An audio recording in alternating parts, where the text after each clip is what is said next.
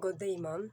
I'm Dave Jefford Bebela Magsayo together with Wapin Angrian and Wapin Antoinette from BS Cream 2 Group 3, and we are tackling about counterintelligence. So, counterintelligence. Counterintelligence is a type of intelligence employed to protect the interests and safeguard lives, property, and important information against possible entry or infiltration of enemy forces from being lost, destroyed, and stolen. So para sa ko, ma'am, ang counterintelligence, mo na siyang type sa activities or pag-gather sa information para sa pag-protect sa interest sa lives, interest, lives, properties, and important information sa usa ka tawo or sa usa ka country. And this is also the piece of intelligence covering the activities devoted in destroying the effectiveness of hostile foreign activities and the protection of information against the following. So, objectives of counterintelligence. So, mao din ang mga adjectives sa counterintelligence. So, pinakauna is prevent, espionage, sabotage, supervision, disaffection, treason, or sedition. So, later on, we will tackle this espionage, sabotage, supervision, disaffection, treason, or sedition kung unsa ni sila. So, ang number 2 is security of government, military, and police offices or installation. Number 3, denying enemy of any knowledge pertaining to classified documents and or information. Number 4, aid activities to achieve surprise against criminal and subversive plans and activities. And lastly, number 5, detect possible disaffection, treason, or sedition within the own forces. So, ang pinakauna is espionage. So, what is espionage? Espionage refers to the stealing of vital information, either physical or in electronic form. So, it means, ano daw ni siya, ma'am? Ang espionage daw, ma'am, kay mao daw ni siya ang kanabitong, example, magpadala mo og spy sa lain nga country or sa other opponent o sa inyong kontra, magpadala mo og spy dito para manguha og information nila dito para manguha og information dayon para gamiton sa para gamiton para sa ila or para ma-pick ang ilang country or sa company ba na or inana or naapod siya ilaing kung dili mo padala daw og kanang spy, pwede po daw mo magamit og kanang sa internet or kanang manghak bitaw mo og kanang mga mga important information sa internet about sa inyong other opponent o sa inyong kontra or sa laing lugar or something na inyong i-hack ang ilang system para makakuan mo kanang maka-gather mo og information or makakuha mo kanang information nga magamit ninyo against sa ilaha. So mao na ang espionage. And number 2, subversion. Subversion is the recruitment of a person who is working within an organization or employment of any person to an organization who will work secretly in an attempt to undermine or overthrow its current system. So, ang subversion for me is, mo na siya ang kanang magamit mo tao sa sulod sa usa ka organization. Kanang kunwari maggamit mo ay kanang ilang kuan dito kanang ilang employee or something ilang tao dito sa sulod murag inyo bitong bariyan inyong bariyan dayon ay inyo siyang gamiton ba para ipabagsak na ang organization. So mo to ang subversion. Also the sabotage. Sabotage refers to the stealing of property or destruction of any materials in order to hamper or cause the preparation or regular working duties. So for me ma'am, ang sabotage daw kay mao din siya ang kanami tong manguha og kanang properties, mga property or destruction of any materials. So kanang manguha ni sila og property sa usa ka company or sa usa ka organization or man-distract sila or mangguba sila og kanang mga kagamitan man ba kay para mahadlangan or ma-delay nila ang preparation sa kana nga company or kana nga or delay nila ang preparation nila sa ilang sa pagtrabaho. So mo to ang akong sa sabotage ma'am. And number 4 is disaffection. Disaffection is state or feelings or being dissatisfied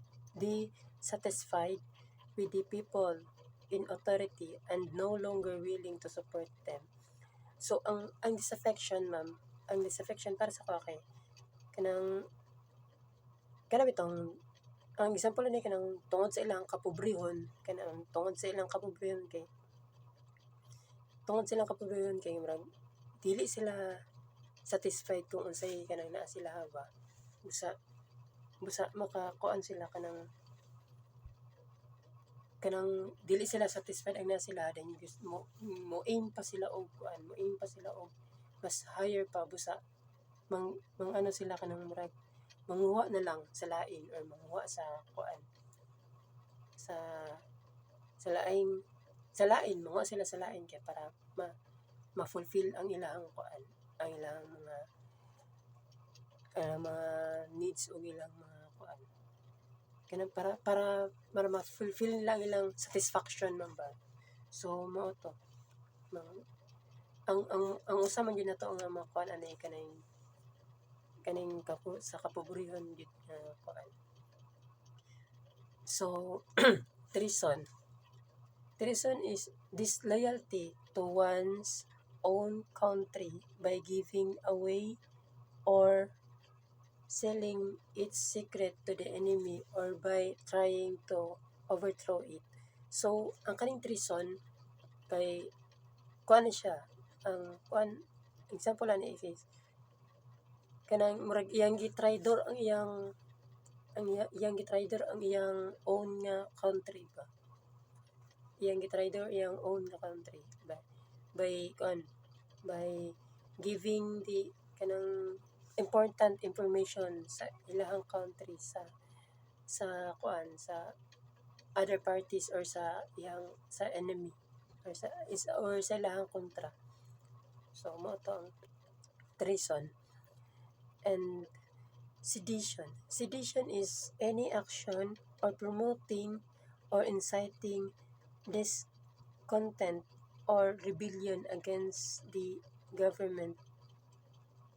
So kung ang treason kay ning traidor sa ilahang country, so ang kaning sedition kay magkuan siya murag pero ay same lang sila pero ang kaning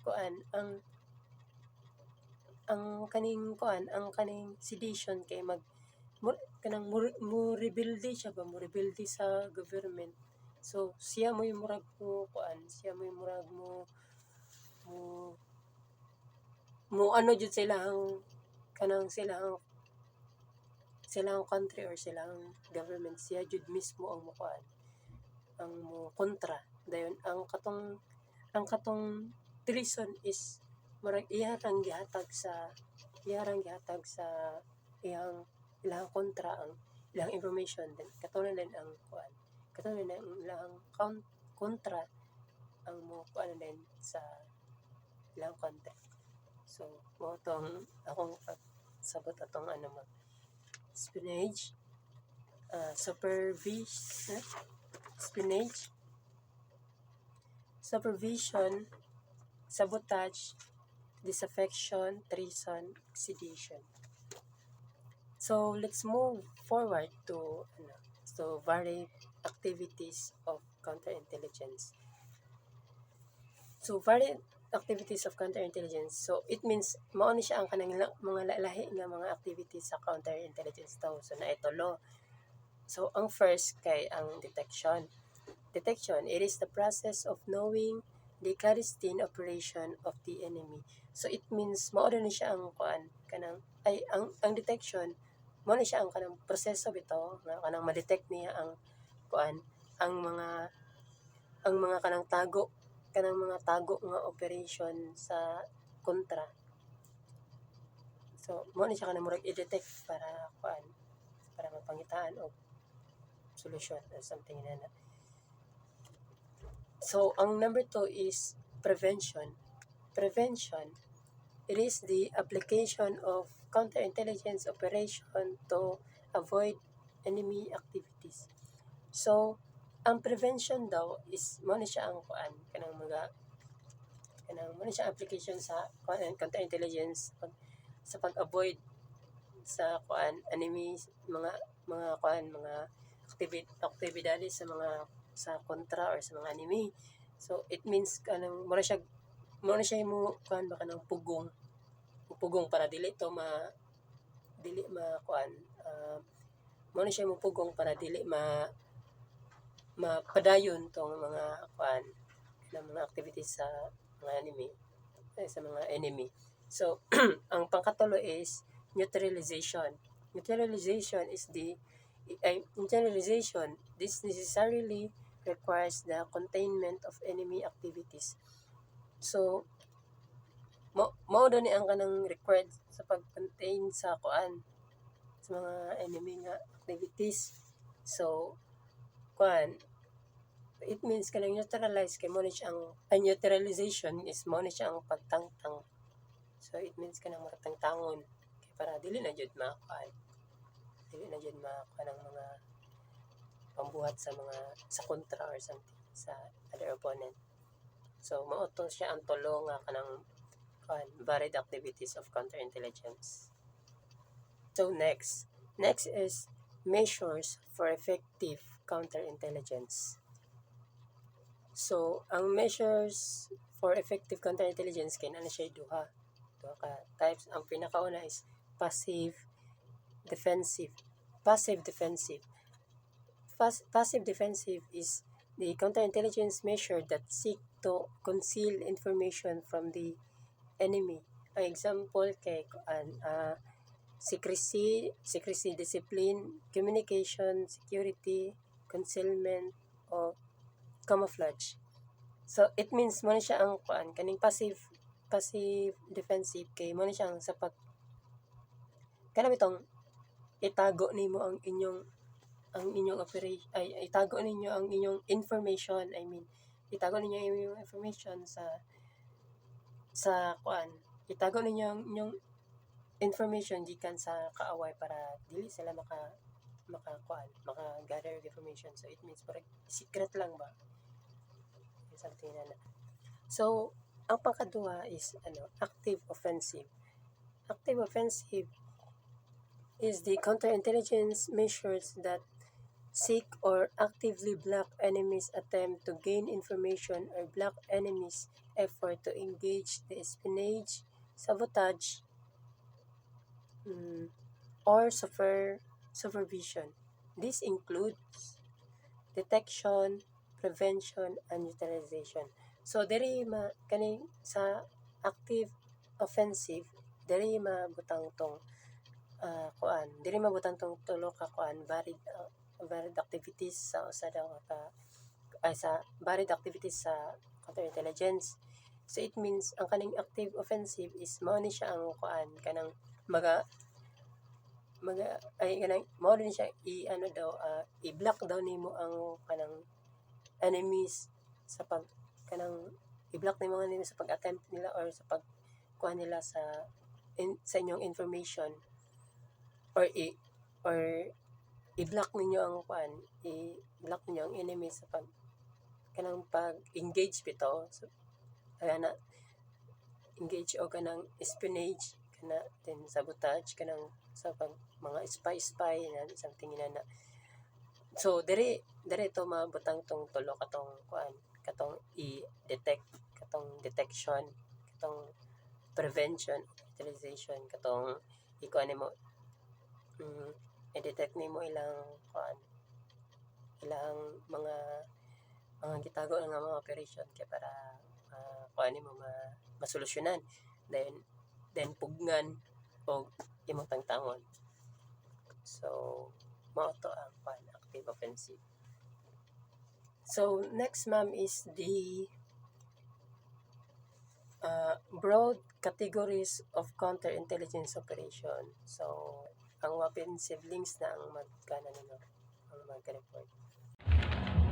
Good day, ma'am. I am Antoinette Wapen and I am assigned to tackle the broad categories of counterintelligence operations. So, first is police security.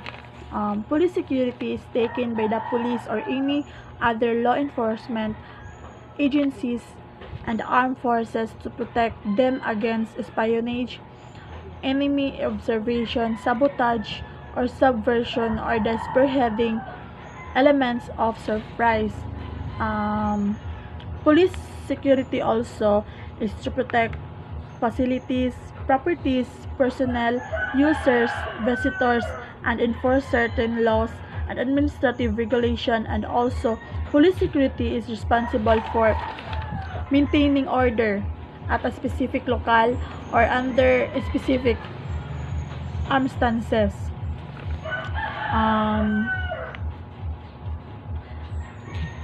Second is the civil security. So, civil security encompasses active offensive and passive defensive counterintelligence nga nakaapekto sa mga dili military or mga dayuhan lang nga permanent or pansamantala ra nga nagpuyo sa usa ka area nga under military or police jurisdiction. Example is systematic registration of civilians, aliens, control of circulations, curfew, surveillance of suspected political. So mao na ang mga examples sa civil security, ug daghan pa. And third is the special organization. So special organization is use of active counterintelligence techniques while conducting clandestine. So mao na.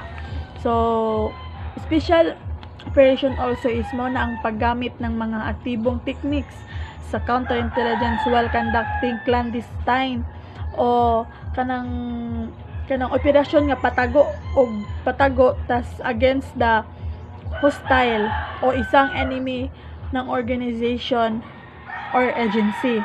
So there are the four examples sa special special operation, there are counter-terrorism, counter-espionage, counter-sabotage, and counter-subversion. So, mao na ang mga 4 examples sa special operation. Good day, ma'am. I'm Ingrid Mapin and this is my report. Port, frontier, and travel security. This is the application of police and civil security measures for counterintelligence control at points of entry and departure international boundaries. It includes responsibility for security control of seaports and frontiers. Example, security screening and control of frontier, security control of merchants, seamen and crew of commercial aircraft, security control of frontier crossing point, security control of seaports. So, ang seguridad sa pantalan maoy bahin sa mas lapad nga kahulugan bahin sa seguridad sa dagat. Kini ang nagtumong sa depensa pagtuman sa balaod, ug tratado og counterterrorism. Censorship, control and examination of communication to prevent transmission of information that may fall into the hands of the enemy and to collect and disseminate information of intelligence value to those who need it in appropriate and suitable manner. Ang censorship mao ang pagsumpo sa sinultihan komunikasyon sa publiko o uban pang impormasyon. Mahimo kini nga buhaton pinasukad nga ang ingon sa material giisip nga dili angay makadaot, sensitibo o dili konbenyente. National censorship, the total control of and examination of communication of the entire populace purposely to prevent unusual dissemination of information and intelligence to the enemy's hands. Ang censorship mahimong ipahigayon sa mga gobyerno, pribadong institusyon o uban pang nagkontrol sa lawas. Military censorship, control and examination of communication intended for and coming from the military o police sources. Ang proseso sa pagpabiling kumpidensyal sa pagpaniktik o taktika nga militar og layo sa kontra o kaaway. Civil censorship, intended or coming from civilian populace. Pagsulod o pagawas sa sirkulasyon sulod sa mga teritoryo nga kontrolado sa armadong kusog. Field press censorship, security, and review of news materials and other information. Kini nga memorandum gilaraw aron ipatanaw ang mga mekanismo sa censorship sa prensa sa kini nga teatro o bag-ong miabot nga tigbalita. Prisoner of war censorship, control and examination of communication intended to and from the prisoner of war and civilian internees. So, ang pagsensor sa militar of communication ngadto o gikan sa mga prisoners of war og mga civilian nga internees nga gihuptan sa armed forces. So that's it. Thank you.